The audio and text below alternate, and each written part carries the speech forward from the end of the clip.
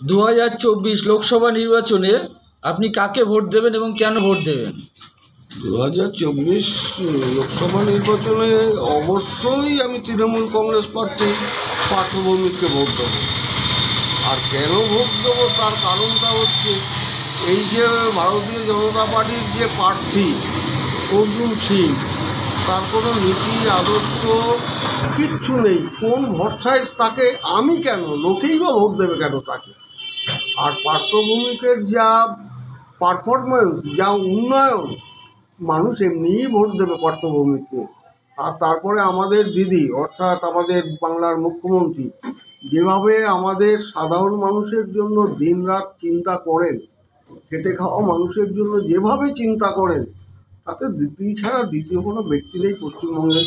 অন্য কোনো চিন্তা করা ভাবনা, অন্য চিন্তার ভাবনা নেই। ব্যারাকপুর থেকে এবার কে জিতবে আপনার মনে হয়? অবশ্যই পার্থ ভৌমিক।